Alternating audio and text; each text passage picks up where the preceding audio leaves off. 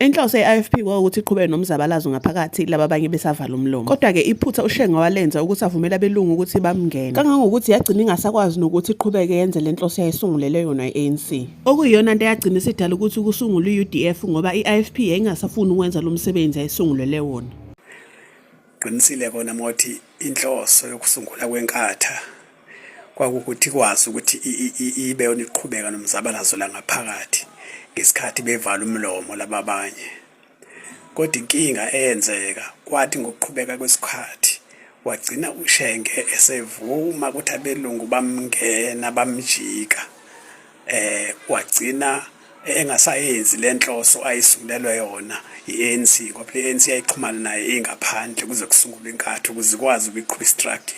Phela iUDF bheki yaze yasungulwa ngoba inkatha yayingasayenzi lento inhloso eyayisungulelwa yona kwase qhamuka iUDF. Yayingeke iUDF bekhona makuthiwa inkatha yaqhubeka yenza lento inhloso akwakuyiyona.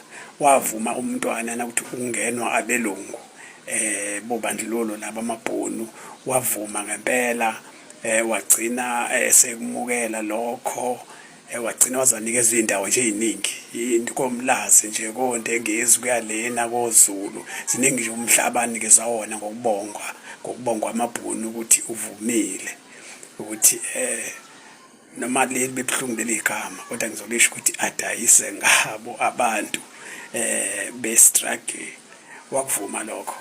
Ngiyacabanga njengomuntu oyiqonda izinto understand leyo nto ukuthi kwahamba ngazi ukuthi yini lento enza ukuthi noma wayejethi ngeke ANC sabuya yini saphila wavuma ungenwa amabhunu amjika ngempela kuze kube iIFP nje kwangeke gcine kuyiIFP kwakuzoba inkatha enkululeko ilwe nje ngalowo ndlela uyiguqula ube iIFP nje kugcineni ngoba isiyimele nayo isilwa namaqembu nayo isiyimele njengeqembu lezepolitiki akakwenzanga ayetshelwe ukuthi akakwenze wasaba ekugcineni wasaba phakathi nendawo amngena amabhunu washintsha nakho ezizenikezwa ama-ZP inikezwa nezibhamu ukuthi akayiphendule ayibhekise ngale kufuna uyibuza nothi ama-G3 la wayebasebenzisa wewathathaphi nama-ZP wewathathaphi ngoba lokho kwase kuyitulelo sesihlanganiswa uyena ebonisana namabhunu kunjalo nje iqiniso ke lelo.